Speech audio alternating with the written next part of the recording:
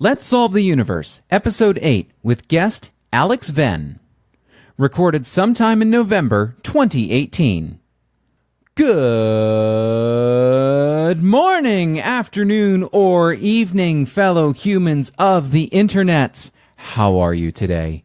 I hope you're having a smashing day and that we can make it even better with yet another episode of Let's Solve the Universe. As of this recording, it is Friday, December the 21st. There are just a few days left in 2018, and I cannot believe we're already at 8 episodes. 8! We've had so many awesome people on, so many epic conversations. Man, I'm having fun with this, and I hope you are too. If you're enjoying this, please leave a like and a comment on the LSTU Facebook page.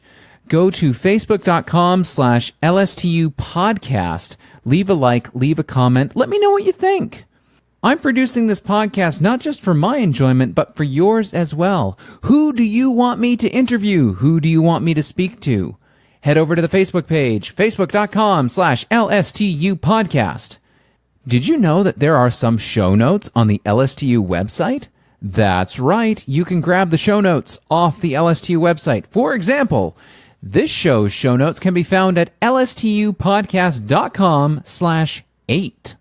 All of our social medias are posted on the website. Now, on to the show.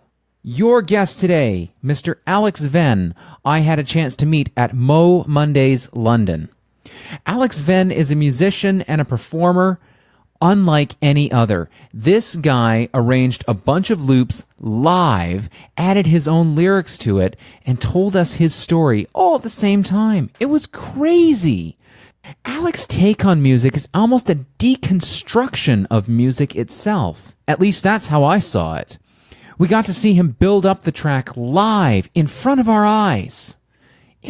I still can't get over it. It was so cool. Alex goes by many different stage names, one of which is SXXN. You can find his material on sxxn.bandcamp.com, where he's released the Returning EP. Alex specializes in instrumental music, and I love instrumental ambient electronic music. You have no idea! We got to talk about a lot of different topics. Any interview that starts off talking about Dance Dance Revolution is going to be a good interview, in my opinion. We discussed the idea of what is a musician, what it means to be a musician, how to think about society. After all, he is a graduate of the Media, Information, and Technoculture program of the University of Western Ontario. One very smart cookie. Oh, and I should mention, if you're listening to this before New Year's 2018, he has been selected to play at the Victoria Park New Year's Bash in London, Ontario. How cool is that? You can find Alex online at facebook.com/AlexandVenn, ALEX and Venn. You can also find him on Bandcamp, sxxn.bandcamp.com. Complete information is in the show notes, lstupodcast.com/8 for all the juicy details. Ladies and gentlemen, without further ado, allow me to introduce the one and only Alex Venn!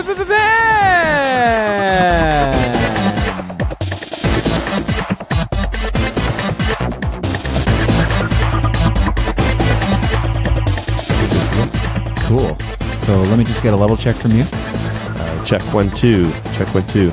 Awesome. I think we're good. So with that, I've got that on silent. Everything else is good. You've got your car keys. I do. What is that, a Toyota? It's Mazda. Ah, very good. What do you drive? It's a Mazda 3, 07 Mazda 3. Oh, very nice. Yeah, it's does the job. I love it, actually. It's a very, standard car. You see a million of them on the road, but I like what Mazda does. So they're fun cars. Yeah, I've wanted a Mazda 2 for a long time. Mazda 2, yeah. Yeah. Have you driven that one? I have not. No. Oh man, it's like a Ford Fiesta except more fun. Okay, more of a Fiesta. Yeah, like a Fiesta squared. Yeah. They're fun cars. It was actually one of the first cars I drove that was manual transmission. Oh, you see, I'm not good with that sort of thing. Not a manual guy? I'm not a manual guy. No, I want to, like, whenever I'm in my friend drives a manual Jeep, and whenever we're in the car, it seems like a lot of like gymnastics. Too much going on for me, but yeah, it can fun. be a lot at first. Yeah. The way I learned actually was by playing Forza 4 for the Xbox. Oh, okay. Is that like I'm guessing it's a driving game, or? Yeah, it's a driving game. You can set up the controller in one mode where one of the buttons is the clutch pedal. Okay. So you depress the clutch, shift gears, and then re-engage the clutch, and you're ready to go. It's really cool. Neat. And so I was able to basically apply those principles to when I drove a manual for the first time. Wow. That's kind of like when you Guitar Hero, you know? For some people. Yeah, sort it of, gets them into instruments a little bit. I mean, for me, I don't know.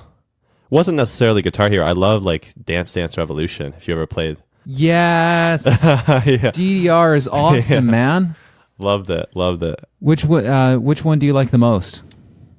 Man, I played it when I was like growing up. Like I was like in grades probably 6 to 8. I got really into it. It was like all I did. And I was the guy at parties, like, man, everyone was just like, I don't know, drinking or pretending to be cool, and I'm just in a corner like playing DDR. Sweet. Yeah. DDR is the way I lost all my weight.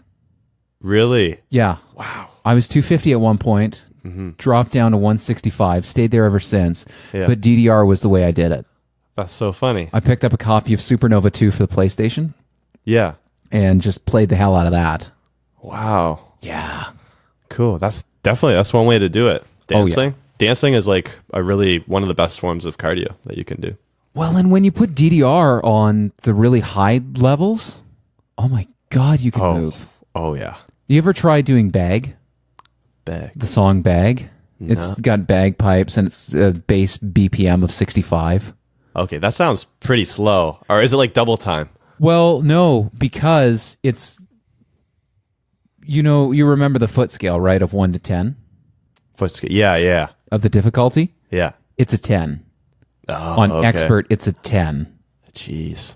Yeah, you're dealing with 32nd and 64th notes and crazy crap like that. Yeah. that was my thing. That was my thing, though, for sure. I was doing everything on expert, everything. I don't think there was a song I couldn't beat on DDR. Guitar Hero was a different story. It was much more challenging for me, but DDR, man. So DDR is your thing? It was definitely my thing. Sweet. Up, yeah. Sweet. Yeah. DDR was awesome. I never got into Guitar Hero, actually. No. I feel like I missed that. Did you? Yeah. How old are you? 30. You're 30? Maybe, because I'm 24, turning 25 very soon. And Guitar Hero was a thing for me. It was, I don't know, it was fun. I don't think it's what got me into guitar per se, but like, it was just a fun thing to do with like friends or. Like, so you're a musician. You consider yourself a musician, yeah? Yeah, yes, I do. That's like it's one of those questions that I get. Yeah, that probably is an overloaded question. What is a musician and are you one? Well, yeah, I think so. I think that's the case because being a musician these days, like, what does it mean? Like, does it mean it's your full-time job? Does it mean it's a passionate hobby? Are you considered a musician if you're making money, or if money is not involved, you're a musician? Like, there's so many, there's a lot of qualifications, I guess, or things that people will think about there. But I do consider myself, I love music, and I do perform and I play, and yeah, I consider myself a musician. Definitely. It's sort of like asking, are you a writer, to some people? Because I know there's people that say, I'm a writer because I write every single day. Mm-hmm. But it's always interesting to say, are you this, are you that? because it's such a broad spectrum.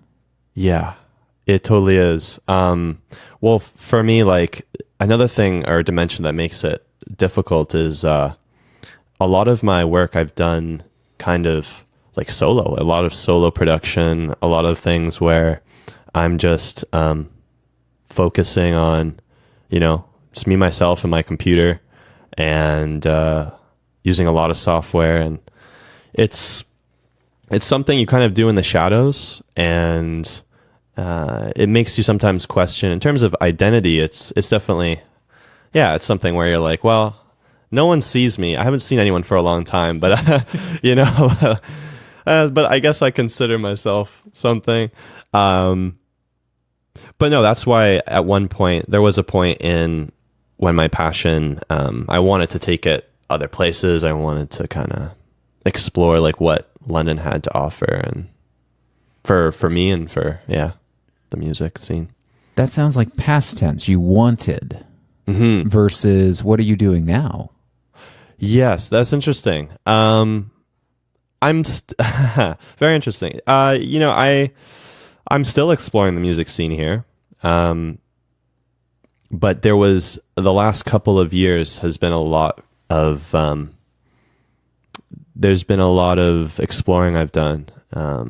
I would say I've made so many connections the last few years just from simply getting out to shows like all the time, not making excuses.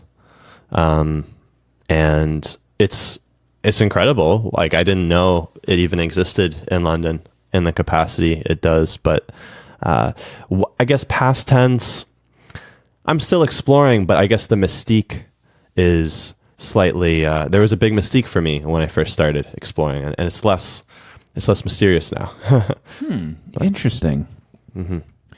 And I noticed you've gone through, or at least on your Facebook profile, I saw that you've got a few different stage names you performed as. When you were at Mo Mondays, it was Alex Venn.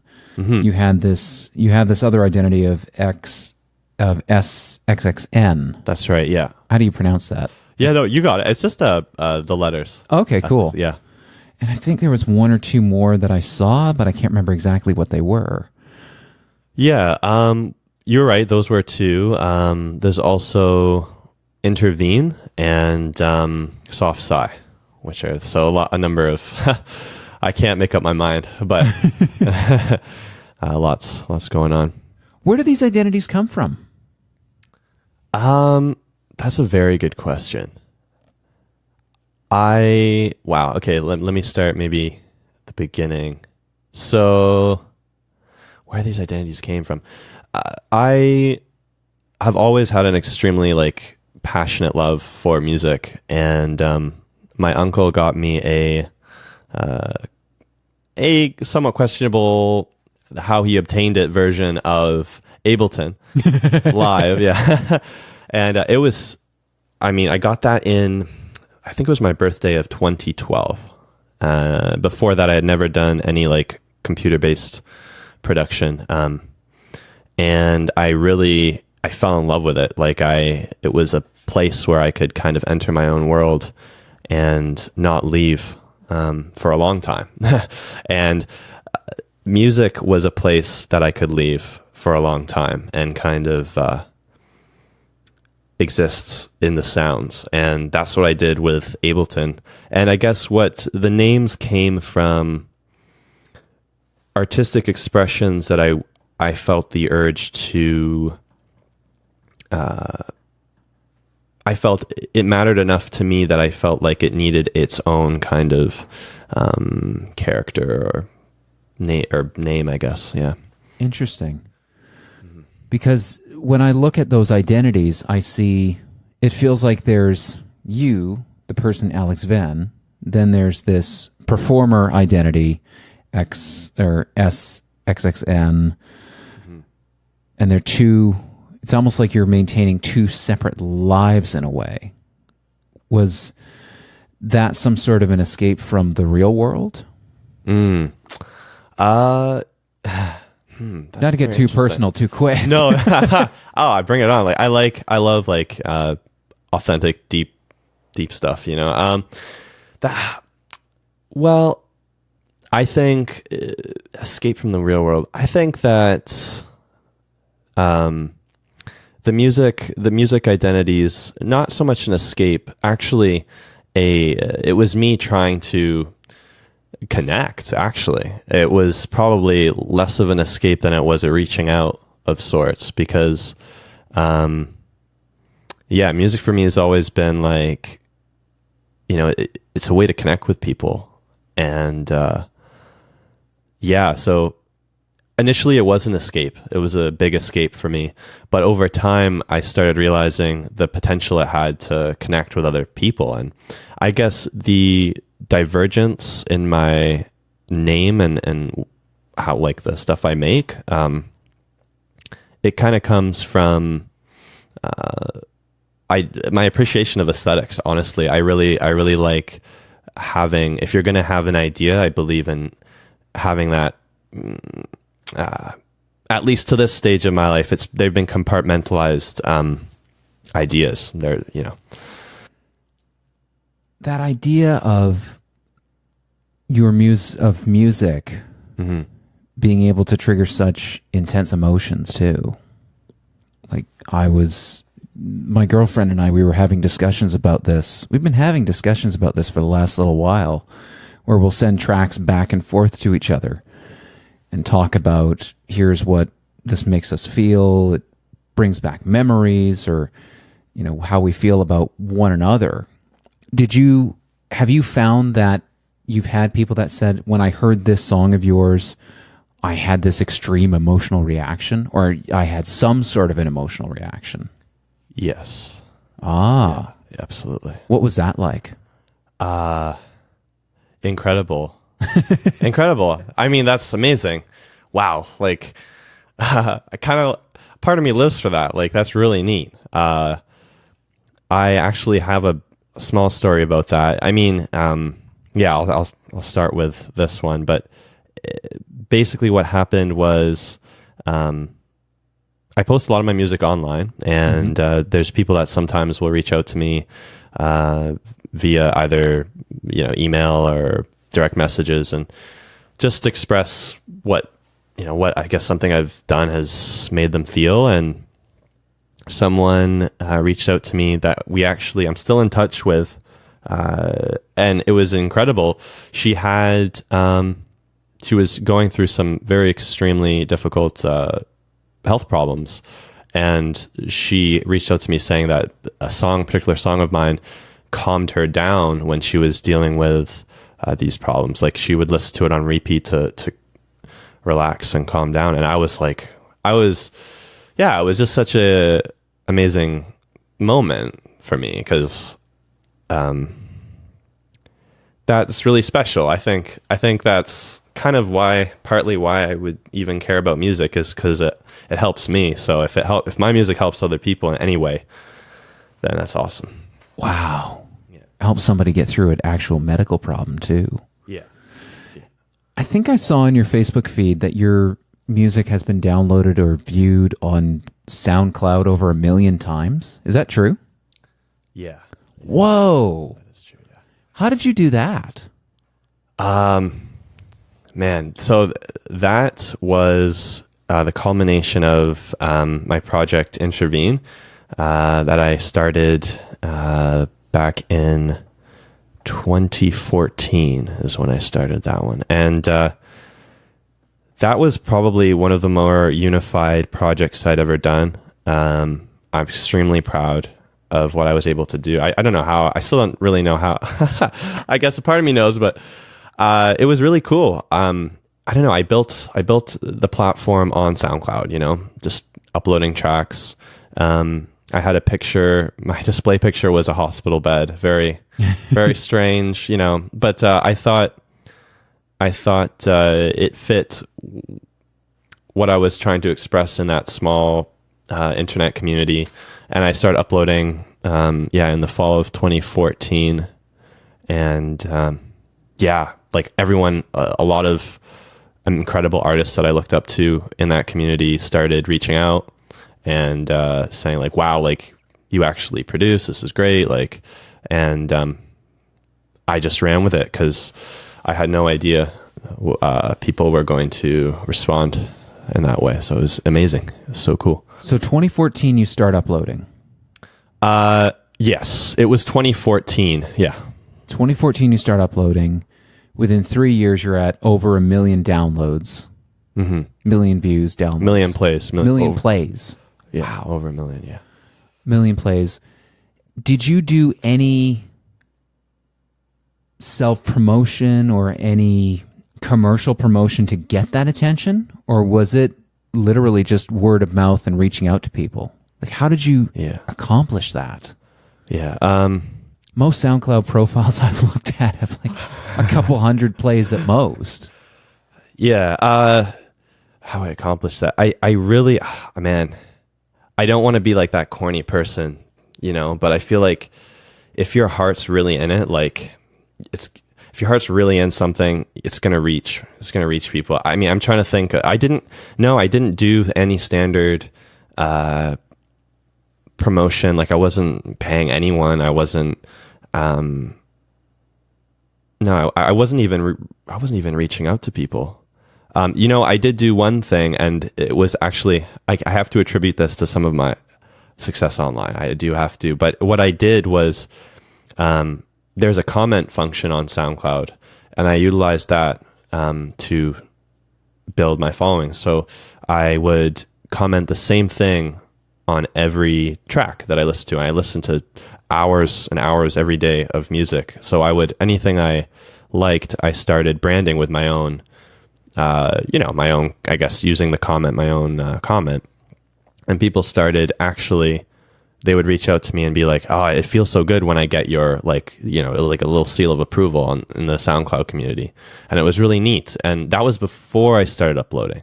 So I had a little bit of, people were like, who is this person? They were like, why is he, like, it's a hospital bed, like he's commenting weird things on tracks. They didn't really get it. And then as soon as I started uploading, no one knew that I had been working for at least 2 years before on the craft before I started posting there. So I think it was the way I interacted with the community 120%. It was not like I was communicating with real people that were also making that style of music all the time. And I think that community involvement, online community involvement, was what helped the most. So you weren't just putting music out there first and then saying, hey, come check it out. You were listening to these tracks, other people's tracks, going to that track, leaving them a comment saying, I imagine something nice or something positive that would encourage them without asking anything in return. Yeah. And that's what got you a lot of, I guess, buy-in.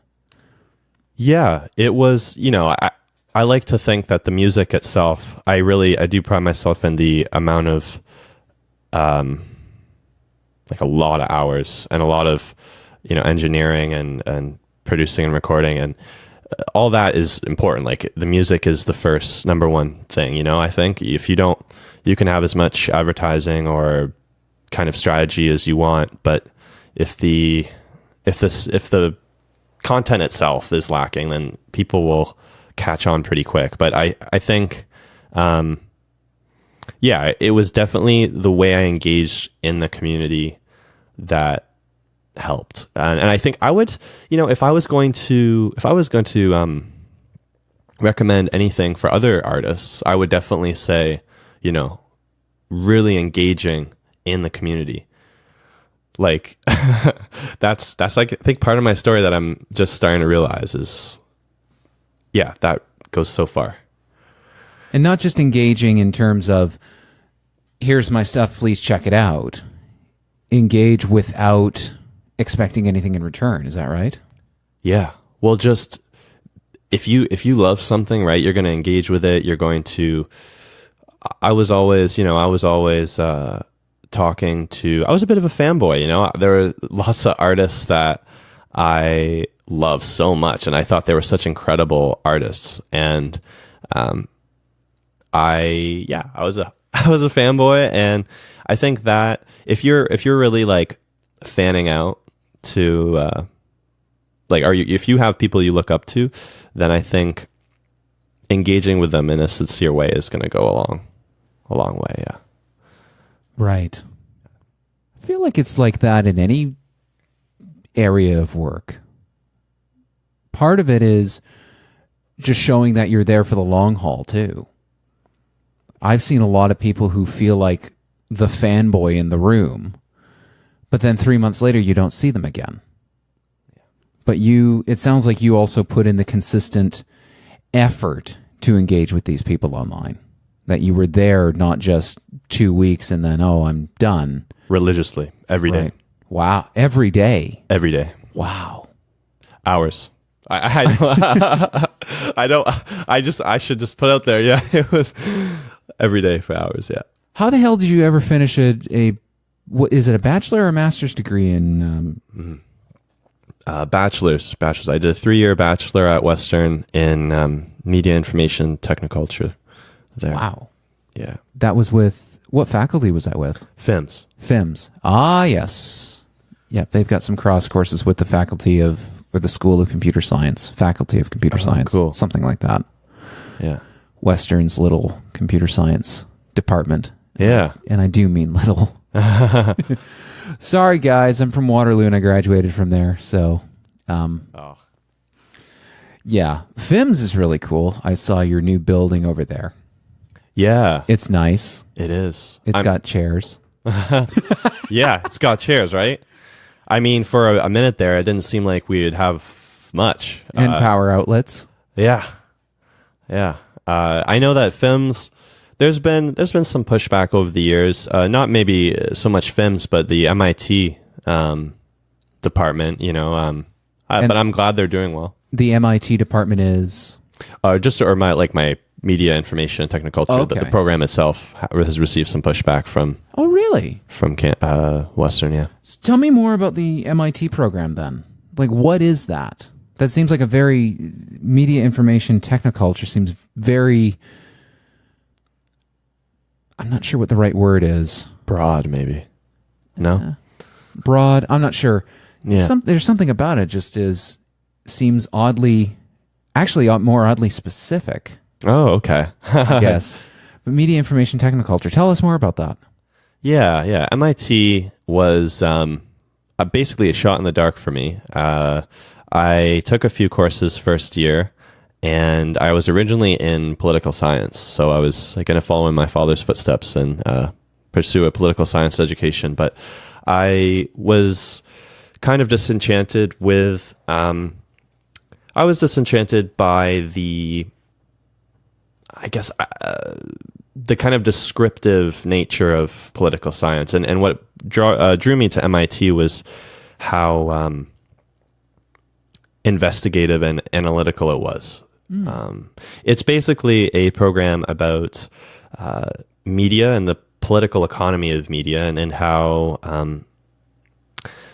media influences culture and through history. Like we go as far back. I mean, we talk about the 1800s. We go farther back. We go to the invention of paper. We study everything in terms of media and what that means. And it was a really cool program, and it taught me how to think very, very critically about society. Oh, wow. Yeah, it was one of those programs, but it was awesome. Sounds like one of the last university programs to teach you to think critically. Yeah? These days, anyway. Yeah. That's what it feels like. Because when did you graduate? I graduated in fall of 2015. Okay, so 3 years ago. Yeah. Wow, it's not that long ago. For a program like that, I'm just thinking about the 50-something, 60-something parents in the audience that are going, well, what about once you're done and you need a job? Yeah. As he grits his teeth. Yeah. Well, it's interesting because a lot of people that graduate MIT go on to work in the media industry and social media marketing, all sorts of things like that. But it is one of those degrees too. It's, as so many university degrees are, they don't necessarily teach you something precisely practical that you can take into the real world.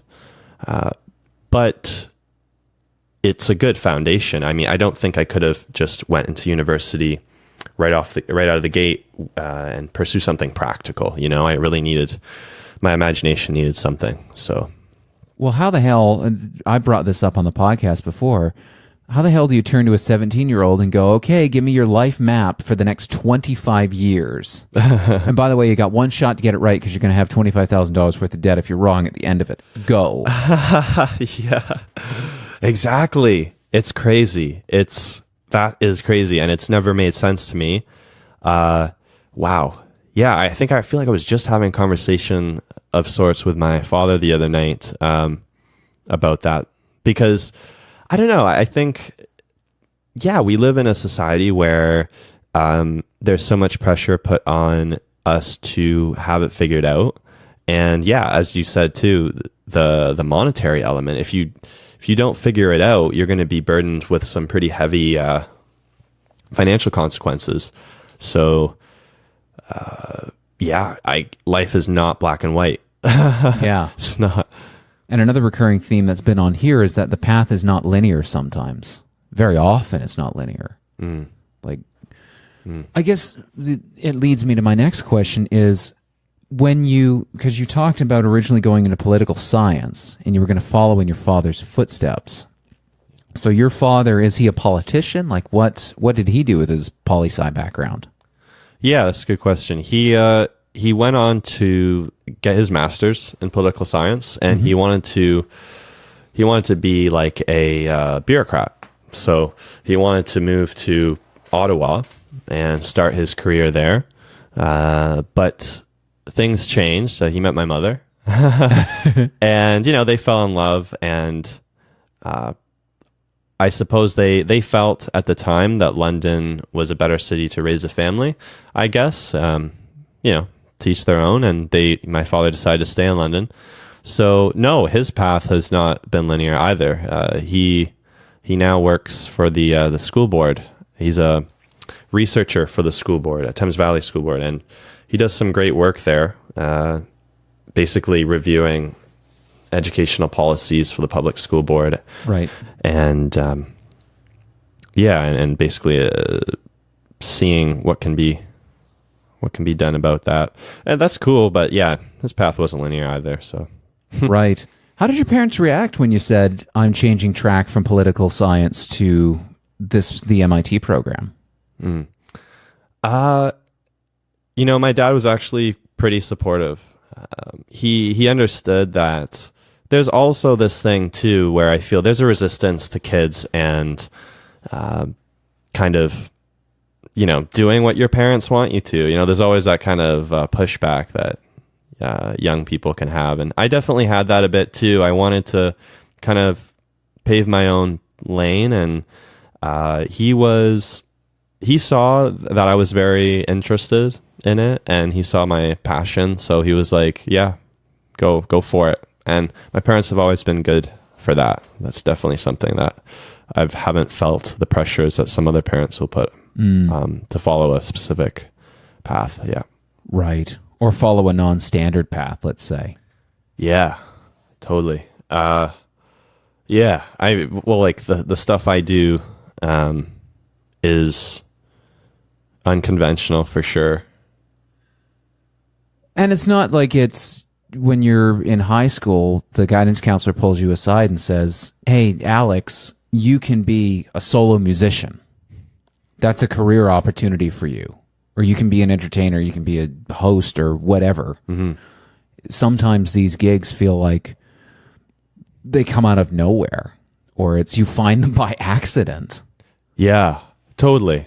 There's that too. Yeah, I'm trying to think. There have been a lot of happy accidents, in my life. The fact that my uncle was a musician, that's what started this whole rabbit hole of music production. It was, if it wasn't for him, I don't know, maybe my attention would have been elsewhere. I know I was always into music for as long as I could remember before my uncle introduced me to everything, but he definitely set the wheels in motion.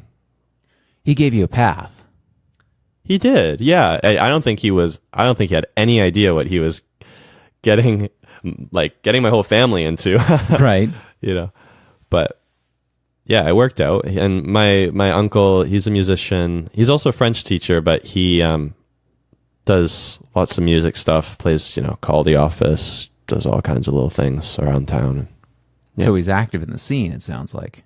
Yeah, he's fairly active. Well, he has been as well. Like in his youth, he was very active in like the London punk scene. I know that. Was his career in music? Like, was that how he supported himself?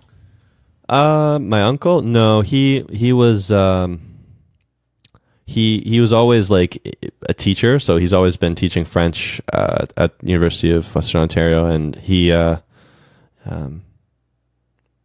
the music stuff he did on the side, but it did supplement him with my understanding he was doing pretty well. He had his own studio and he would record bands. Oh wow! Back in the I can't remember, but when at the height of the London punk scene, I know that, but I don't know all the specifics. But yeah, you have to be doing pretty well if you've got your own recording studio. Yes, that stuff's expensive. Oh yeah, especially back then. Totally. He didn't have anything that we have today. So he was like recording bands. I don't even know how they used to do it, man. Like, cause I'm so sheltered in this software bubble, but like I don't know. They used to do it on like open reel tape decks, man.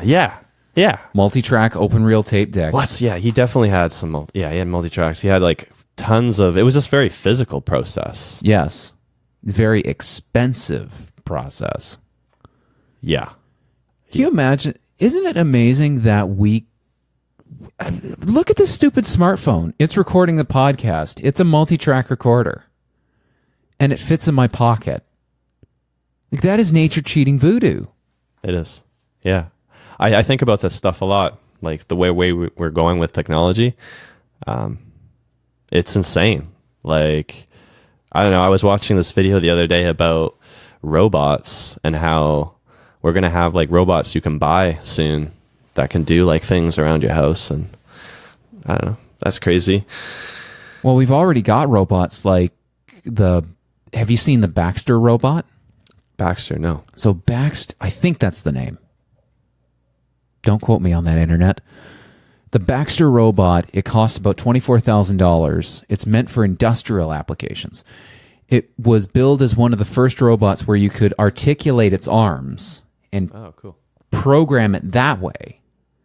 So you could articulate its arms, articulate its hands, basically show it how to perform an action, and then say, okay, go. And it would just perform this action over and over and over again. Cool. So instead of having people on the assembly line doing something like a repetitive action, you just put a bunch of these Baxter robots. Yeah. And $24,000, it's that or somebody's yearly salary. That's true. Well, just saying. I mean, I don't know. I guess the hope is that one day robots will be able to do all the work that no one wants to do, and then we can all live in a happy society. That's the dream. But then the question is, what happens to our economic system? Oh yeah, because if we're going through those growing pains right now, and we're seeing that in manufacturing with people that are just completely out of work. Yeah, manufacturing industry is hurting a lot. I mean, go to any small town in Ontario, and that's been hit with the opioid crisis. And there's a link between the opioid crisis and increased automation. Oh, wow. Huge. Wow, that's some serious stuff. Wow, I didn't know that. I knew we had a crisis, especially in the States. But that link is very interesting. I'd have to give that some more thought. Yeah. Speaking of the States, I was actually just there for a couple days for a conference. In Canada, we've got it really good in Canada. Like, really, everything's... I get that we have our own problems. We have inefficiencies in government. But talking with a bunch of people at this conference, the one joke that I made that hit a really sore spot was that I might not be able to get the biggest portion sizes at the restaurants in Canada, but at least I don't have to pay $150,000 to go to the emergency room. Yeah. Yeah, exactly. Hit a sore spot. Did it? Hit a sore spot with them, boy. 'Cause they were like, we don't have that down here. Excuse me, I was in Dallas. We don't have that down here. Oh, that's, yeah, I guess they're touchy about certain things. Americans are they're a very proud nation, and, you know. Oh, yeah. They have their things about them. We have it good here. I complain too much, but no, we do have it good in Canada compared to the States. Yeah, there's so much poverty in the United States. I was in New York earlier, like in the spring, and the poverty I saw, like in Manhattan, was ridiculous. Really? Yeah. Like I don't know. How so? Like, I don't know. I just, people on the trains, like, totally, you know, out to lunch. They need mental assistance. They need shelter. They need food. And they're just everywhere. It looks like, it really does look like there's a mental health / poverty problem that I don't know if they're dealing with it or not. But when I was there, it was unfortunate to witness. Wow. That feels wrong somehow, especially today when I'm out and about and I see people that are living on the streets. Mm-hmm. Or just like, there was a couple months ago that I did a really stupid early morning bike ride. It was 4:30 a.m. Oof. Yeah. Yeah. And just bike riding, it was a real reality check because I went out for this ride and I'm stressed out about the business and everything that's going on. I ride past these two kids. I'm calling them kids. They're probably, late teens, early 20s. And they're literally rooting around in a garbage can, and they found a slice of pizza. And they're going to go eat it. And I remember just seeing how happy they were to have found this slice of pizza. And they were talking about how they haven't eaten like that in a couple, days. Wow. In London? Yeah. In downtown London. And this was just before some of the municipal election campaign. I remember seeing that and thinking, how is that possible? Mm-hmm. How is that possible at this point? Yeah, I mean, in the East End, I see people sometimes passing through like in tents, like living, literally their home is a tent. And that's, I mean, I don't know. Canada's very harsh, like climate wise. So we need to give our homeless and people in need extra attention because our climate is unforgiving and everyone needs a home here. So, yeah. But how do we pull that off? Oh man, I don't know. I'm asking you, Alex. How do we pull that off? Clearly, you must have all the solutions. Yes, I do. No. Yeah, it's one of those questions. I don't know. That's a very difficult question to answer, and I'm not qualified to answer that. But yeah, I think personally, there's got to be some restructuring involved. But I'm an idealist, and let's not go down that path. So yeah. Unless you get branded a commie or something. Well, no, but so we're not going down that idealist path anyway. No. It's an interesting path to go down, though. Mm-hmm. Not the communist path. Yeah. I run my own business, so my political sympathies can tilt many different directions. Mm-hmm. These days, I call myself probably socially left and fiscally conservative. Okay. So because I work hard for what I do, and there's times where I'm like, oh man, I'm paying out a lot of taxes. And then the odd time that I've had to go to the emergency room, kind of like, oh, this is why I pay these. Yeah. And the couple times I've seen family members get patched up in the hospital and they didn't have to pay a frickin' dime. I go, yeah, this is, I'm suddenly okay with paying that income tax. Yeah, no, definitely. Definitely. Yeah, I think our healthcare system is great here. It's not perfect, but it's good. It keeps people healthy, and there's not a there's no inequality in the sense that, you know, your wealth is going to determine whether you live or die, like in other countries. So that's nice. I think one area, you know, I'd like to see personally the mental health, healthcare, you know, healthcare in terms of mental health improve a little, but that's just me. That feels like the next frontier. I hope so. That's what I'm hoping. Because we really still don't understand much about how the brain works, do we? No, I don't think so.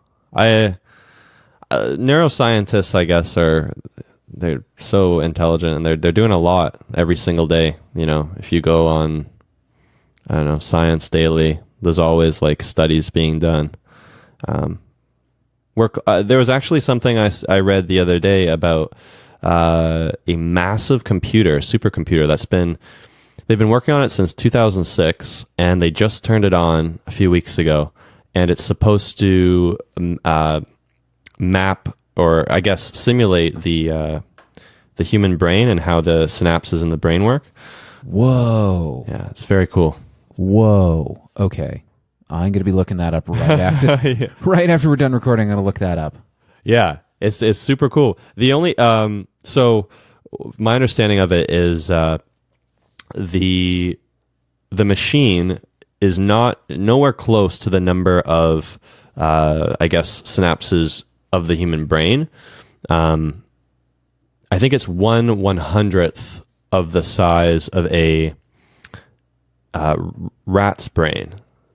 So to put that in perspective, right? So it's still, we've got a ways to go, but it's so cool that there's this thing that like is literally generating connections that are, that simulate like how the brain actually communicates with different regions. It's really cool. Well, that's the first step to artificial life.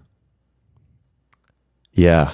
If we can have a machine that can, imagine linking that up, and somehow that machine can gain emotions, like true emotional responses too. Yeah. Because I feel like that's something I don't know if brain researchers, this is an area I have like no expertise in whatsoever. I wonder if brain researchers are also looking into, can we have a machine that has an emotional response? Yeah, that's a really fascinating question for me too, that I thought about, because I'm kind of the camp, like I'll have discussions with different people, but I'm of the camp that robots can definitely have emotions. I mean, that's what I think. That's like, I think we can eventually advance to a stage where artificial life can feel and think. I think we're getting close. There's robots now that can have conversations in English with each other. So I think it's very cool. But yeah, man, the line between what's living and what's not is gonna blur, I think, over time. Well, the second that we have a machine that's aware of its existence and actively takes steps to make sure that it continues to exist, kind of like what we do, that'll be the moment when everything changes. Yeah. I really feel like that'll be the moment when everything just completely changes. Yeah, it's unreal. I mean, I've even thought too of something I read, actually. It's not an original idea, but I believe it was an article I read, mushrooms that artificially grown that are like solar panels, so they generate electricity. What? Yeah, it's incredible, right? Yeah, I read, where did I read that? It was online, definitely, but yeah, so cool. And it just made me start thinking, like, we could live in a future where our homes are alive and self-generating ecosystems, which would be so, I mean, I think that idea is just out of this world. I think that's so cool. Mushrooms that can generate electricity. Yeah, it's really cool. And if they're psychedelic, then everybody in California would be happy too. Wow, that's unreal. Because I was just in Sarnia a couple of weeks ago. There was a energy symposium at the Sarnia Lambton College. They've built this prototype house, and it is 100% off the grid. So, but what's really cool about it, I mean, there's a whole ton of stuff that's cool about it. I was there with a bunch of researchers, and we're looking around this house, and in the basement, they've got fuel cells, hydrogen fuel cells, which, first off, oh my God, they've got hydrogen fuel cells in the friggin' basement. Yeah. Is that not dangerous? I don't know much about that. Sounds dangerous. Well, no, because we're to the point where we know how to build these things. Yeah. Oh. So it's like it still has to be certified by, I think, Industry Canada to say, okay, we can produce this power, or hook it up or whatever, or that everything's hooked up properly. I mean, I'm sure if you put an ape in there and said, okay, hook this up. Yeah, we're not at the point where you can just go to the store, buy a fuel cell, and drop it at home, and you're fine. No. But that said, we're not that far off. We're not that far off from that either. Anyway, getting off track. So it's got fuel cells in the basement. It's got an outboard shed, and that's got a machine that converts biomass into energy that can be used to power the home.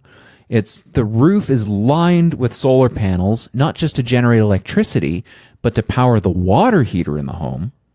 Cool. And then they have specifically positioned windows this big brick wall. I was really super creative about this. Builders, if you're thinking of building a house, there's this really funky property with brick where when the sun hits it, it basically acts like a big heat sink, absorbs the sun, so that in the winter, that giant brick wall basically becomes a big space heater. And then in the summer, there's something about it where it can absorb the heat from the house and project it outside, and suddenly it becomes a giant heat sink, so it keeps your house cool. Oh. Wow. I know that. The most awesome part about this whole house, though, is the fact that every single component inside of it was something that you could go out and buy today. Yeah. That's how close we are. That's how close we are to this stuff. It's incredible, yeah.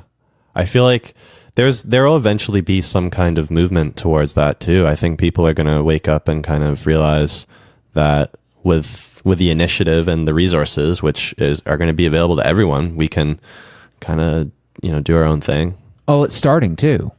Like we're seeing, I think at the symposium, they mentioned there are some military for sure is interested, but there's also commercial. Well, yeah, they're always ahead of the game. Money's no object for them.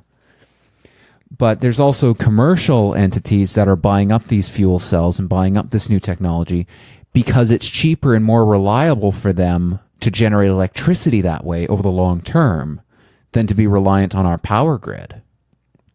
Like they're actually finding benefits today. Oh.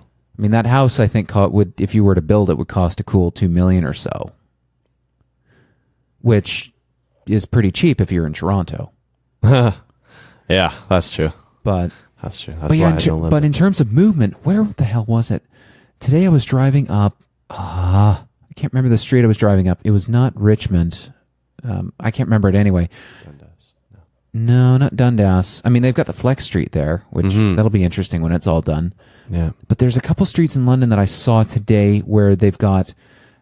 I was looking for a parking spot as I was dropping somebody off at Greyhound bus terminal, and there's a couple parking spots on the street that are for electric cars.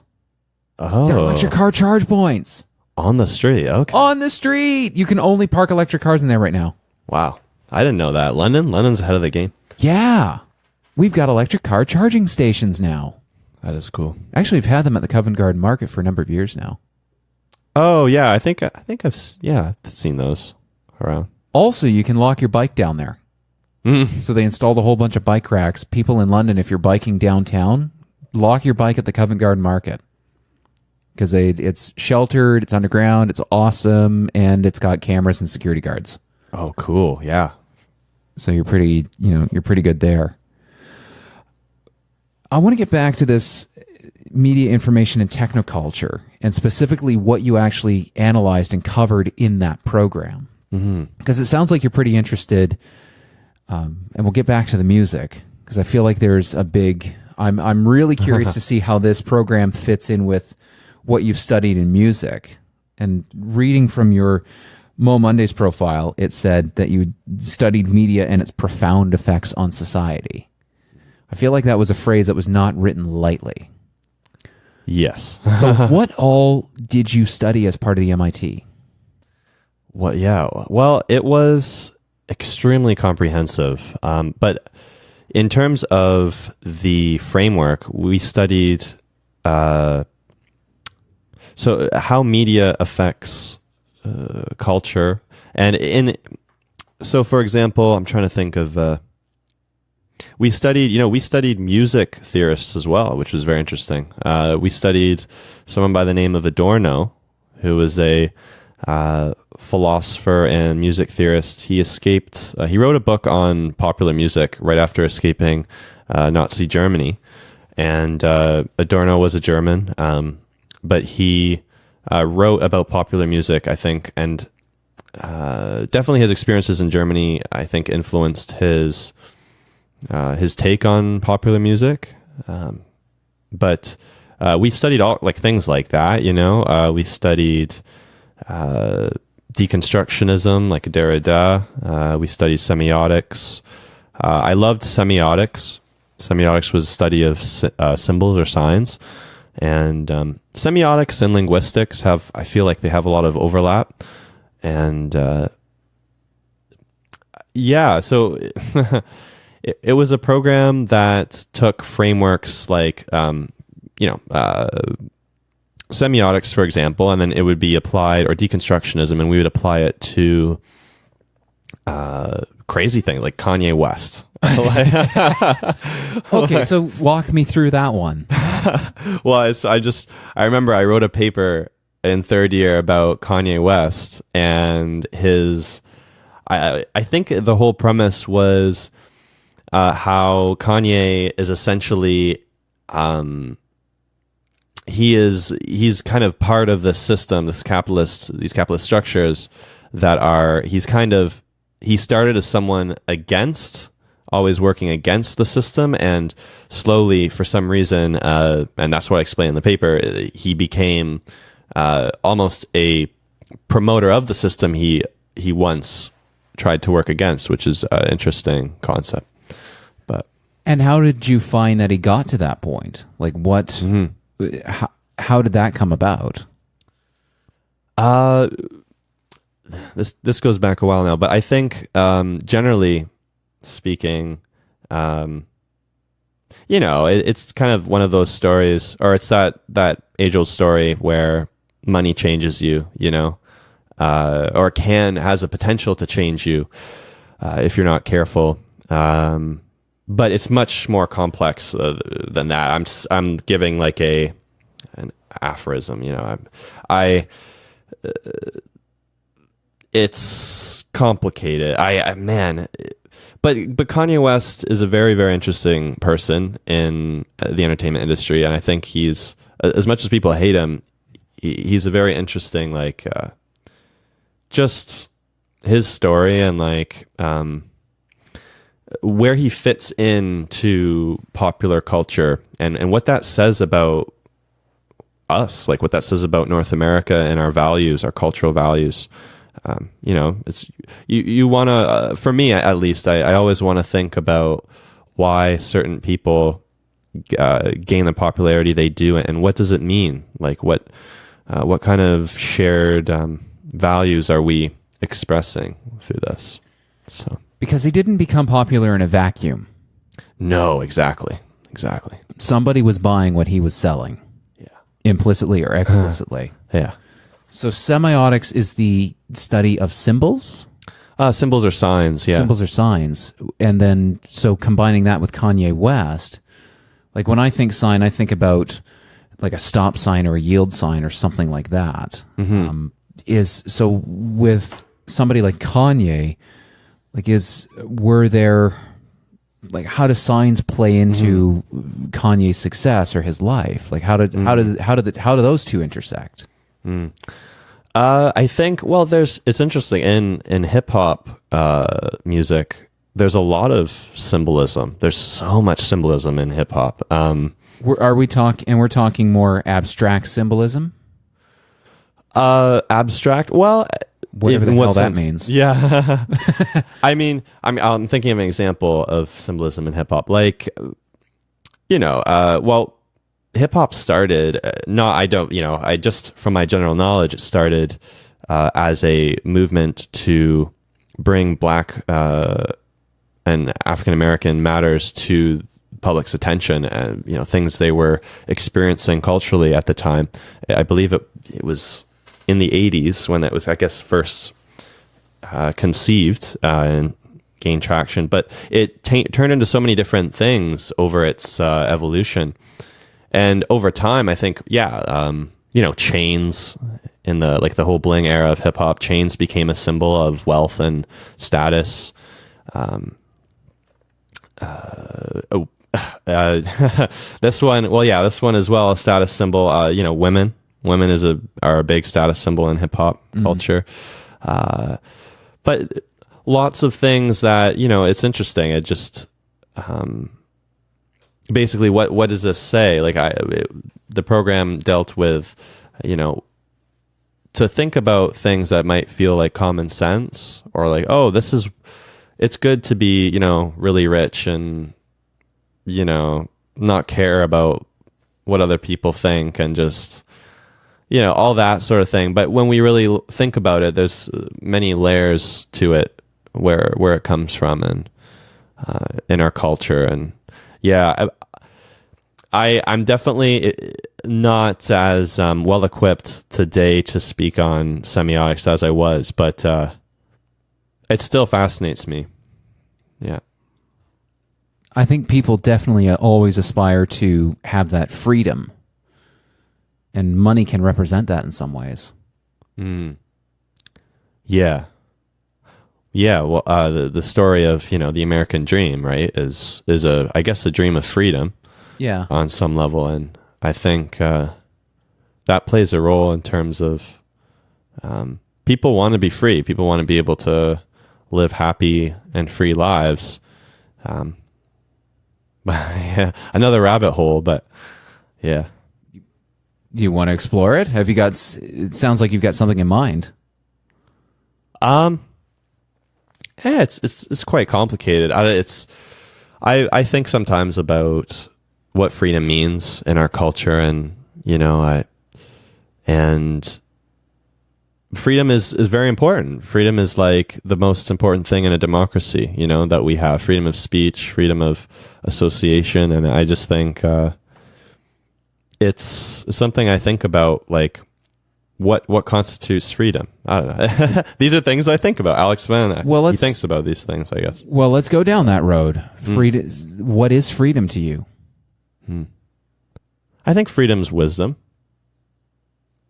I think, but I guess if you want to summarize it, don't feel the need to summarize it. Like if you've got ideas here that you want to explore, let's do it. Yeah, let's go for it. This is the place to explore these ideas. This is awesome. From my own thinking and reading, I do feel like freedom is on some level wisdom. Like wisdom is, or I guess philosophy is translated as a lover of wisdom, or the love of wisdom. And I think that's why philosophy has always been such a prominent force in my life, is that a lover of wisdom, I think, is also a lover of freedom. I think they're interchangeable with each other. I do really think so. I think a lot of philosophy studies the human condition and why we suffer, and how we can make life better. And I just think freedom plays a large role in that picture, I think. Wow, that was a bit of a rabbit hole of freedom, eh? Yeah. I'll bring us back out of the rabbit hole and onto a completely different topic for a second. Awesome, yeah.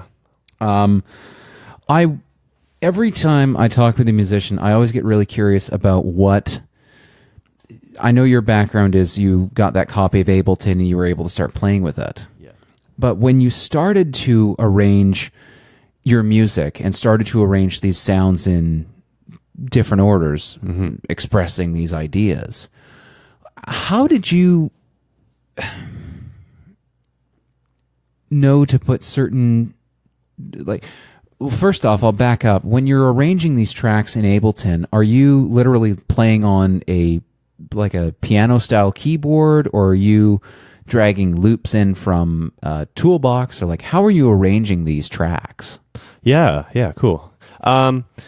No, so for the most part, I never used like MIDI keyboards, although I had one. I felt for my music, it's much more natural to kind of do everything like, point and click. Like I drag and drop notes, I drag and drop percussion, and I use like software synthesizers. So, designing my own sounds from the ground up, and then or sometimes starting with, lots of YouTube, you can learn that way. And it's kind of how the process goes. Usually I get an idea, and from that idea, it feels very formative to me. And I start building things around it, like the arrangement, other sections. When you say idea, are you sitting around thinking about, like, if you got a beat or a tune of some sort in your head, or are we talking about there's some sort of theme that you want, or emotion that you want to capture and put into musical form? Yeah, that's a good question. For me, the idea, no, doesn't come from my head. It comes when I'm actually sitting down and experimenting. Yeah, basically. Okay. Basically, yeah. It's a very experimenting process where, I am just sitting at my desk and playing around with different sounds. Now, if I get an idea, I may think like, there's a sound I made like 2 months back, and it's been sitting in my library, and I'm like, I really love that sound, and I feel like that could be the foundation for a whole song, that one sound. And when I start bringing that sound into Ableton, I can start playing around with other sounds and see how, they interact, and basically what sounds good to me. Yeah. Neat. So your songs are composed in a very experimental way then. Yeah. Interesting. For the loops, are you using a lot of loops? No. So this is instruments and sounds that you've basically designed inside of Ableton. Yeah. For the most part, I have used loops, but if I ever use a loop, it's from, like, I do a lot of sample searching. So I kind of take some of the tradition of music that I make is from the kind of, the crate digging era of, like DJ Shadow and guys like that, where they were basically the first producers that were taking records and looping them and making new songs out of records. And I'll do that occasionally, but it's usually a hybrid. Like if I find something really interesting sonically, I might try looping that and put other sounds that that I've created over top, or, but it's not usually loops sometimes, but they're loops that I find. Like I'll find a song, and I'll find a piece of a song that speaks to me, and then go from there. But then I have other tracks that are completely ground up, every sound designed by me. So yeah, it really depends. Wow. I've heard that phrase, the sound spoke to me, or speaks to me, from a couple of musicians. You're not the first one to say that. What I'm always curious about is what was said. Yeah. What caused it? What caused you to listen to that piece of music and go, yes, this is speaking to me? That's tough. Well, in terms of going to my influences, like going to what I grew up listening to, I don't know. It was instinctive. Like what the artists I loved growing up, I didn't really have to there was no thought. I gravitated towards them right away, and that's a difficult question to answer. Why certain things speak to you?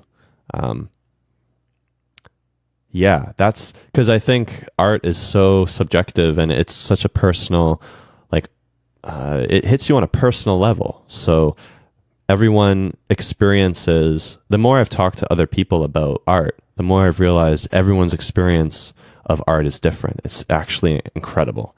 And why it speaks, I don't know, but yeah, that's a tough one. It sounds like an emotional response.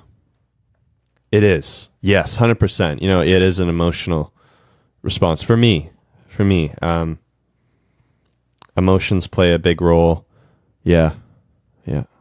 Which is why I think we've got computers that can make music, but they can't, but it's missing something.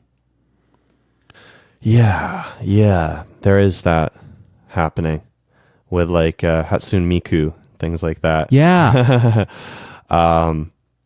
Totally computer based. I think that there's a place for that kind of music for sure.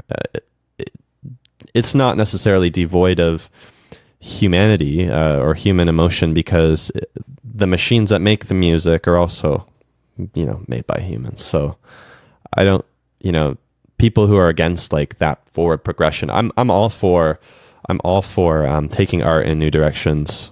I think whatever direction, you know, that goes is great. We always need to have like new things happening musically and in art. But yeah, it's an emotional response, but honestly, it's a cerebral response too. The music that speaks to me the most causes me to reflect on emotions that do make me feel very vulnerable and make me feel very reflective. Like I think about life. I think about what it means, like just being alive, like what that means. And yeah. I got that. Funny you say that, because when I was listening to some of your tracks earlier on Bandcamp, I got that feeling. Like there's this, when I was listening to some of the tracks, it felt like a very wide open space for interpretation. Mm. If that makes any sense. Probably doesn't, but what the hell? No, it does. Yeah. Definitely that work on Bandcamp. I believe you were listening to SXXN, right? Yeah. Yeah. You've got 4 albums on there. Yeah. That work is definitely the most open to interpretation for sure. It's very ambient. There's barely any vocals on almost all. It's almost all instrumental, and yeah, that work. I don't know. Everything I do has definitely a spiritual component to me, for sure. So in terms of emotions you're supposed to get from it, I think, I don't know, a little bit of my soul and everything I do, I think. But a spiritual experience. Yeah. How so? I don't know. I think art is, it can work as a kind of spiritual experience for sure. Art brings people together, like community, you know, and religions are communities, you know. But not to really go down that path, but I just mean, I don't know, in terms of my soul. Yeah, I mean, music speaks to my soul, I guess. So it feels like when I make something, a little piece of me is going with it for sure. For the music that you've got on Bandcamp, SXXN, it's a tough one to say. It's a tongue twister. It is. I like that. That's more ambient soundscape music. Is that the fair way to term it? Yeah, totally, yeah. So the other music that you've worked on, is it more lyrical in nature, or like so all these different, getting back to the idea of these personas, these are different, almost like different ways to express mood and emotion, are they? Yes. Yeah, totally. They all have their own distinctive sound. Like the work you're listening to, yeah, definitely ambient, kind of moody. because I'm moody and I need to I need to get that out. But also some of my other work, like with Intervene, that's very it's more lyrical, it's more upbeat, it's more in your face. It's definitely more in your face. And Soft Sigh is kind of like, it's very chill vocal music. That was the first time I wanted to start actually singing myself, which has been very interesting. It's been a very interesting journey. Did you do some singing on the Mo Monday stage? Am I recalling that correctly? That's right, yeah. So walk me through the Mo Mondays performance, because that's when I remember listening to that and going, this is unique. I've not heard something like this live in a long damn time. Walk us through that. Yeah. That was culmination of about a year and a half of me trying to sing. And I finally hit a sound that I kind of connected with. Soft Sigh is basically just a project for me to be able to express myself vocally in ways I haven't been able to. And it's nice because I really enjoy singing. I never in a million years would think I would ever sing, ever. But it's fun. It's so much fun, and I get so much out of it. It's also, being someone who's always been in front of a computer with their music, it's cool to have a bit more of a physical element in my music. So with that project, it's definitely more physical. The tracks I played on Mo Mondays, they were actually, that project is mostly loops actually. And I work, the drums are composed by me, and obviously the vocals. But that project was very singular idea and with its own purpose, but it's been fun. You know what it reminded me a lot of? Have you heard of the band Pet Shop Boys? Oh, yeah. Yeah, I have. Neil Tennant and the other guy, I can't remember his name right now. Yeah, Pet Shop Boys. Are they what decade is that? They're still going. Yeah? But they started in, I want to say, the mid to late 80s. Yeah, okay. I think I know who you're talking about. Yeah, two guys. One of the ones is known for basically just standing on stage, playing the odd synthesizer hit, and they basically go around with giant racks of MIDI gear. Yeah. And just do music that way. It reminded me, your performance at Mo Mondays really reminded me of Pet Shop Boys in a way. Because I went, here's a vocalist. Because I really thought at that point, I'm like, okay, here's a vocalist.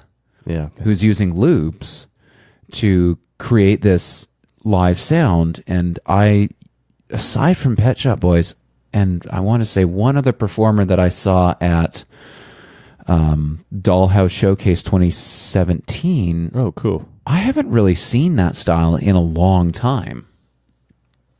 Yeah.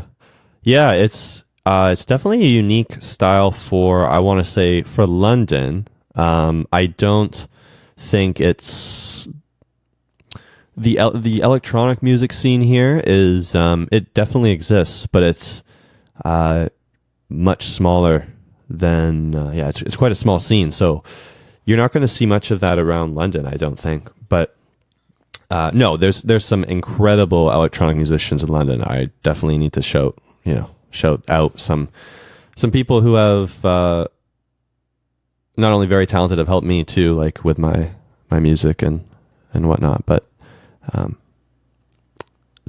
I'm referring very specifically to the kind of the whole vocal and then looping and kind of in a sort of pop lens. I don't hear that much around. Well, I'm also thinking more broadly than London.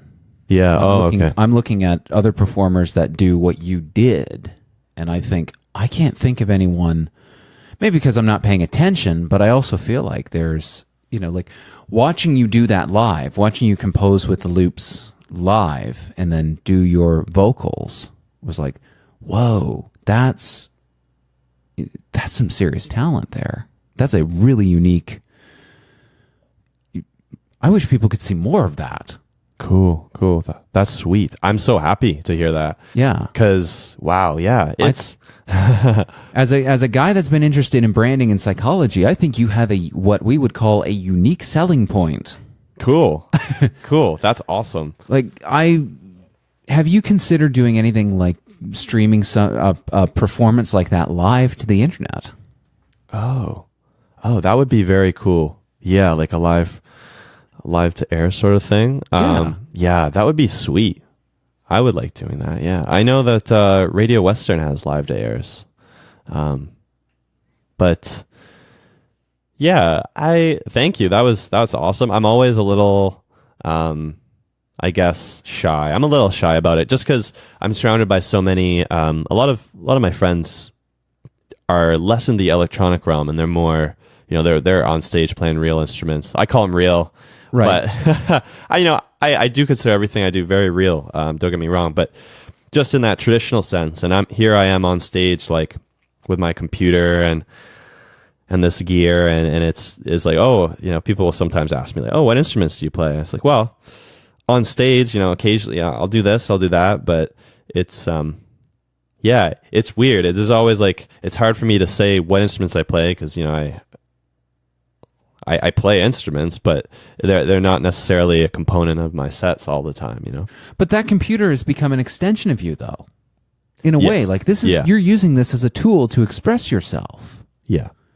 It's exactly like, for me, and again, this is another thing that keeps coming up on this damn podcast, is this using technology as an extension of self. We had Daniel Carlos in here. We were talking about virtual reality and augmented reality, extended reality, if you will, and how that becomes an extension of your own experience in the world. Oh, that's so cool. Yeah. I was just having a conversation about AR and its applications with music with someone just yesterday. You have got to talk to Daniel Carlos of VRcadia. If you're getting interested in that space, VRcadia. You know what? That's so funny. Then we must have a mutual connection, because I think that's the guy you were talking with. No, I was talking to someone who knew him, and he brought up VRcadia. Yeah. He Junction Beats, I guess, was promoted. Joel? Yeah. Were you talking with Joel? Yeah. Aha. Yeah. There's the connection. There's a connection. Yeah. No, you've got to talk with you have got to talk with Daniel Carlos of VRcadia, because he's the work that he's been doing. So he's got a background in computer science and psychology, and doing guided meditations. And that's sweet. We actually just recorded a podcast a couple days ago. It's episode 2.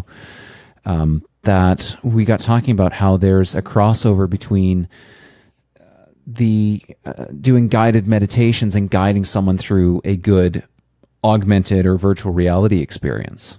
Oh, cool. That designing those two experiences are actually kind of on the same. You don't think about it that way, but they are kind of on the same track. Yeah. But yeah, there's something there, because that music is such an emotional experience too.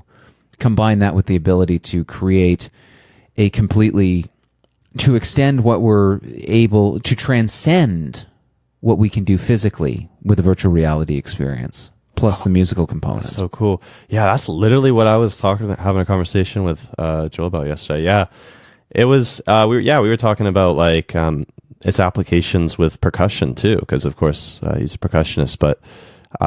How cool that would be, to have your own studio, but it's, instead of VSTs on a laptop, you've got, it's like Abbey Road Studios, like except it's VR, and everything's right in front of you, and I don't know, that'd be so cool. It'd be a very neat experience. That would be kind of neat. Yeah, and then you don't even have to leave your home, and you can have access to some of the most incredible studios like in the world. Wow. Yeah. Man, that'd be funky. Right? But yeah, getting back to the point of what instruments do you play, I kind of struggle with that, because I did a little bit of music arrangement.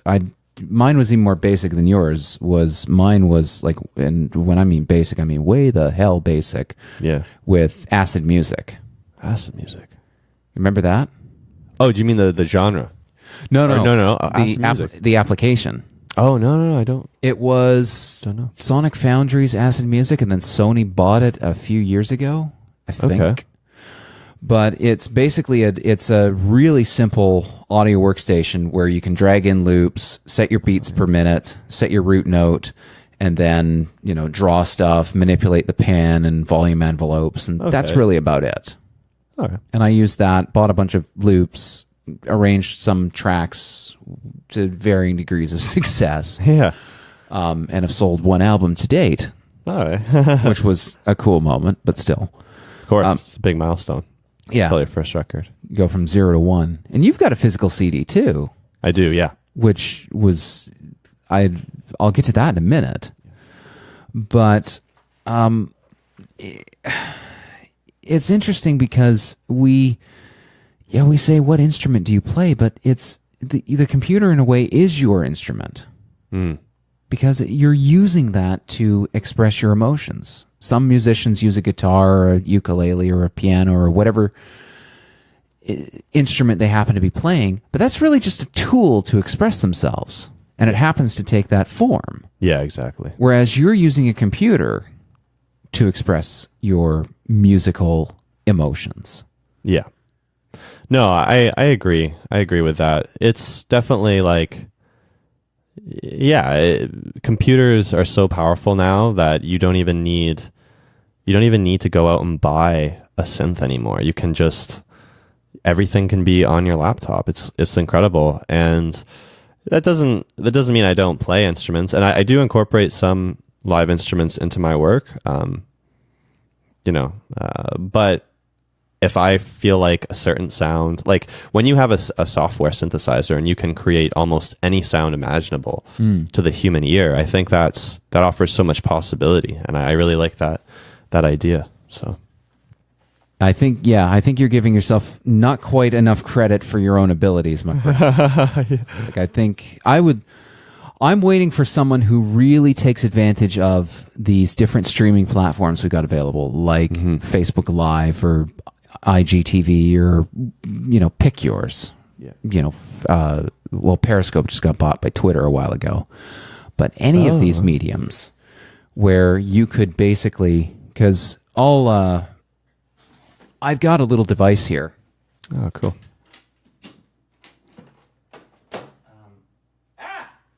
I can't find it now. Oh, no. Oh, it's in the other room. So what it is it's a little, it converts, so these are XLR mics, and you're familiar with that, right? Yeah. Okay, so it converts, it's basically it provides some phantom power as well. It's basically an adapter that will take XLR, you can plug it into your phone, and it'll appear as a microphone to your phone. Oh. Yeah. That's cool. Right? The iRig Pre. Pre. Yeah. Neat. So wait, you can use your phone as, am I getting this right? Like your phone becomes a microphone, or? So your phone, well, there's other ways to do that, but what you can do is take like a professional mic or a professional or an XLR output from a sound mixer and plug that directly into your phone. Oh, wow. Oh, that's cool. Yeah. Yeah. And then you can record professionally, like from your phone. Exactly. So cool. Now the setup I've got going on here, this is an old USB sound card that's got XLR inputs, and this phone can just be a USB host and capture both tracks at the same time. But this device, you can plug a mic into it or plug a professional sound mixer output into it, plug it into your phone's headphone jack, and suddenly it's whatever's being picked up by that microphone or from that mixer, goes out to Facebook Live or Periscope or IGTV or anything like that. Neat. Yeah, I was thinking too the other day, like people in audio production, not even music, but audio, podcasts, like, things you do. I never realized this, but it's a lot of the same things that like producers do, like music producers. Like you're using similar plugins like reverbs, compressors, equalizers, like to mix your audio and stuff like that. I never realized how much overlap there is between those two worlds. It's interesting. Oh yeah, and you can get, with podcast production, you can get as crazy as you want to. Same with the price tag. You can get as crazy as you want to. Yeah. World of professional audio can get really expensive sometimes, which is, it can be not so fun when you're starting things up, but hey, I'm come from an audiovisual background, and I've had these mics for a long damn time, so it doesn't hurt nearly as much as it should. No, you got good use out of them.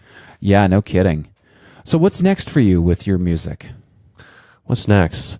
For me, I'm going to continue soft sci, and I want to see where that develops. So creatively, I'm going to be releasing actually an EP in the next few months, hopefully. And it will contain all the songs that I've been performing the last few months on that project. And hopefully, just promote that. And I'm always working on new stuff, but I'm trying to develop that whole project into something that I can do. Just let it grow,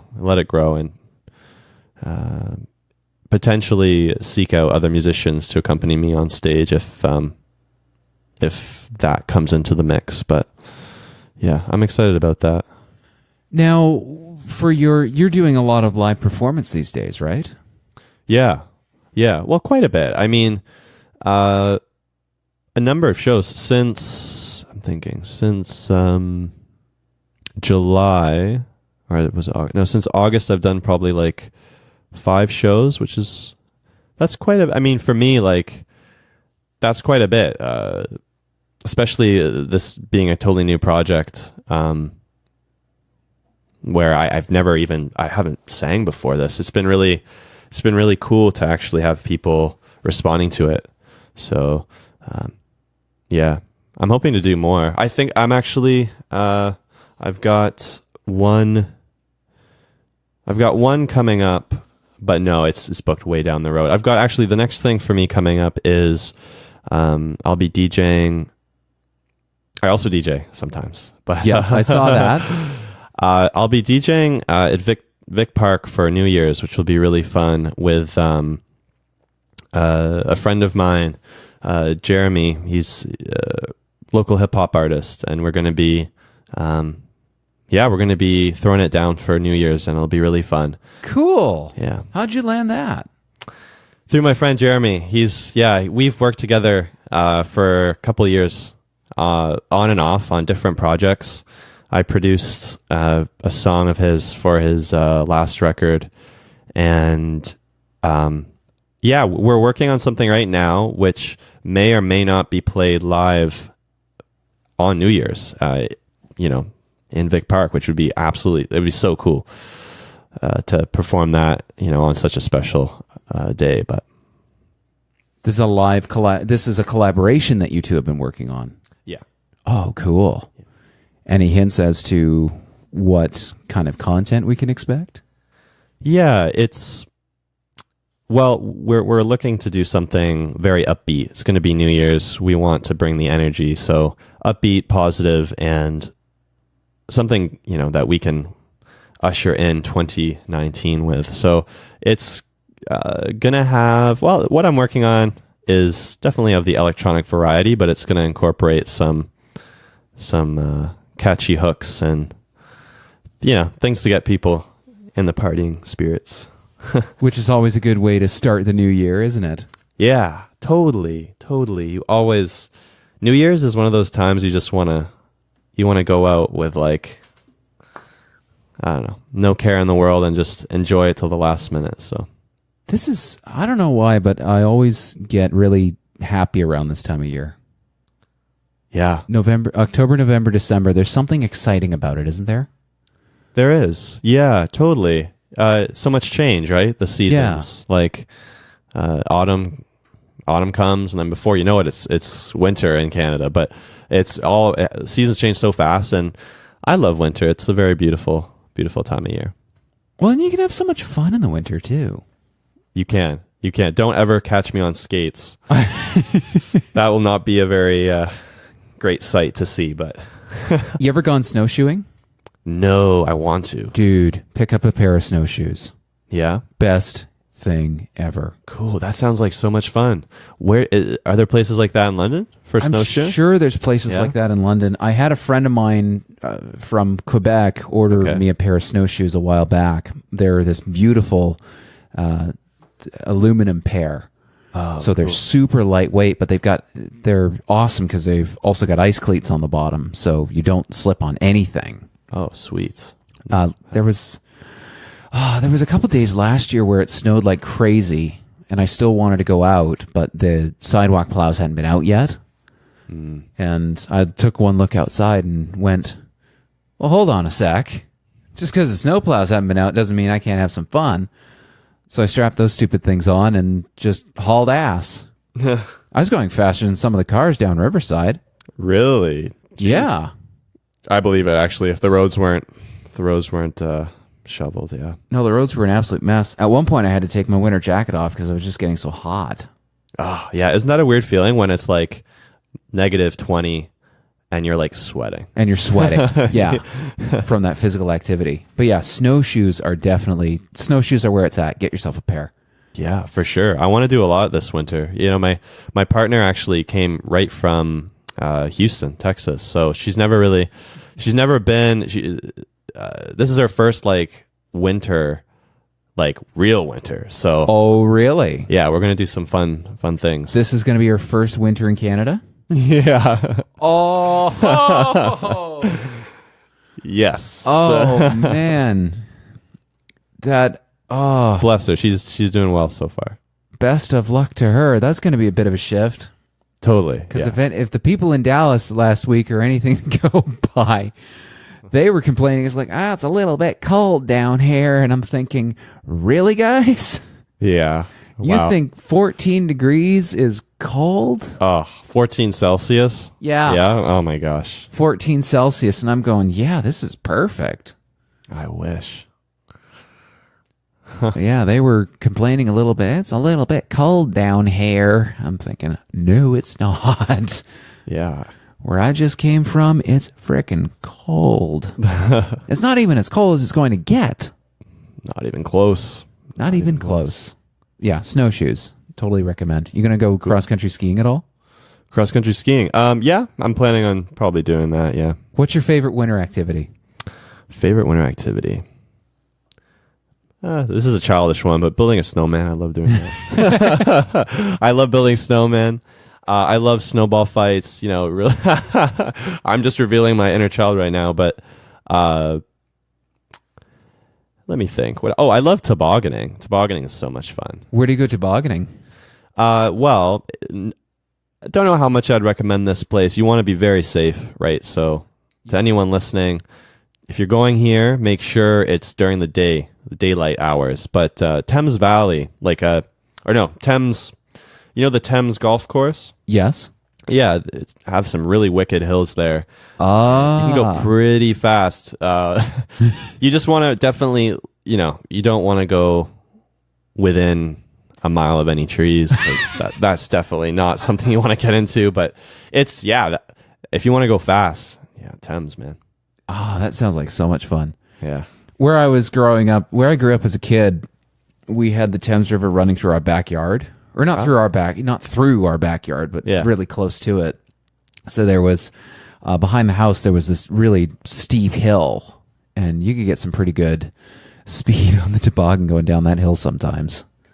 Man, that was fun. I haven't been tobogganing in a long time. No, you should. You should. It's something I do every year. Just got to be careful. As I get older, it's definitely an injury waiting to happen if you're not careful, but... Yeah, at a certain point you get to in adulthood where you start becoming a lot more aware of injuries and them taking a little longer to heal than they used to, isn't there? Yeah, I mean, I'm still really young, but even being 24, if I hurt my back, man, it's gonna hurt for at least a week.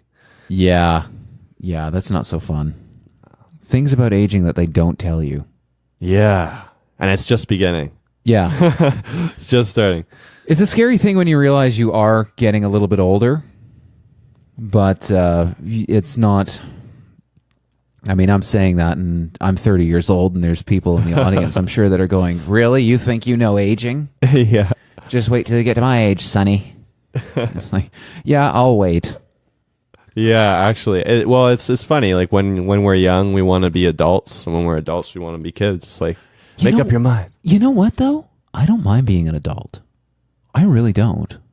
Yeah. I've like, as you know, people talk about kids. It's like, yeah, kids want to be adults, but like, I remember one of the first times that I realized that being an adult kicks major ass was when this was my first night in university. I went to the grocery store with my friends. We were living in residence at the time. We're in the grocery store, and I'm kind of like, oh, it's the end of innocence. I'm in university now. I got to grow up, blah, blah, blah. We're walking through the grocery store. We get to the cereal aisle. I look at the cereal aisle, and I suddenly realize I'm an adult now. I have money in my bank account, and I can buy Fruit Loops whenever the hell I want to buy Fruit Loops. Exactly. Then I had the next thought that went through my head was, I'm an adult now. I get to make the rules. Yeah, totally. That's like the biggest thing, right? We get to, we live in a country where we can just build our own lives the way we want to. I mean, I'm trying to think for me if I had a defining adulthood moment. I wish mine wasn't as trivial as realizing that I could buy Fruit Loops whenever I wanted to. Hey, Fruit Loops, man. They're pretty damn good. I'm trying to think. My cereal growing up was Cheerios. Honey Nut Cheerios. They're so good. Yeah, that was a good cereal. Yeah. Never a fan of the multigrain ones, though. Those were a little dry for me. Yeah, a little cardboard. Yeah, the Honey Nut ones, so good. Defining adult moments. Yeah, I got nothing. No. I'm still a kid, guys. Yeah. Hopefully I want to stay young at heart. That's always a good thing to try doing. I think that's important. I really do. It's obvious that you are an adult to some degree, but there's also that element of you're not just suppressing that childlike wonder for the sake of you're not suppressing that childlike wonder. You're going, ooh, let's explore this idea. Let's take a look at this. And that's, of course, yeah. There's so many people that will just say, nope, that's done. My adult days are here. I need to be a responsible grown-up person. Yeah, well, I mean, adult and autopilot aren't the same thing, right? And I feel like we just gotta, realize that we can still live. We can still live as adults. Just get creative with it, Adults and autopilot aren't the same thing. Yeah. Wow. I'm writing that down. Adults and autopilot. I feel like that's a really good spot to stop. Cool. Yeah, totally. Adults, being an adults and autopilot is not the same thing. I really like that. That's going to be the tagline of the episode, I think. Cool. I'm into it. Where can people find out more about you? Yes, they can go I'm on the Facebooks. You can look me up, Alex Venn on Facebook. You can look up my music, SoundCloud. I occasionally will post something on Twitter. But mainly, Facebook, SoundCloud. I'm not a super social media guy. I'm trying to think. Bandcamp for my music as well. So Bandcamp is sxxn.bandcamp.com? That's right, yeah. On SoundCloud, inter-veen for the Intervene material you can find there. And if you want to know what I'm doing or is going on in my life, you can go on Facebook, and I usually share what's happening with my music or what's next. So, yeah. Cool. And that's Alex Venn. V as in Victor, E echo, N November. Yes. Excellent. Correct, yeah. Alex Venn. Alex Venn, you've got a lot of albums behind your name, which is awesome. You've got a lot of different personas that you take on for your music, which is epic. I really, really hope that you're going to take what you do live with the vocals, with the loops, with the crazy kind of performance that you did at Mo Mondays. Please do that for the rest of the internet. Do a live performance of that for the rest of us. Totally. I will think about it. Yeah, that's something I'll definitely look into. Don't think, do. Yeah. Just do it. Well, it was awesome. This was awesome. I had a lot of fun and very interesting conversations. Like, this was really cool. That's what I'm aiming for.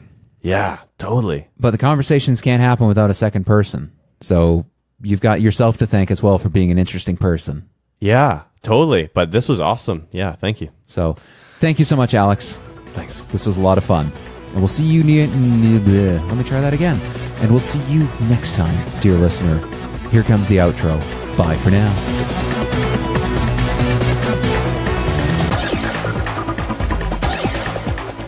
Thank you for listening to Let's Solve the Universe. This podcast can be heard every Saturday at lstupodcast.com. For more information about Let's Solve the Universe, head over to our Facebook page, Let's Solve the Universe Podcast, or check out the Let's Solve the Universe website because you know you want to. Complete show notes and information about all our guests can be found there. And I thank you, dear listener, for sharing your time with us. And we'll talk to you next Saturday.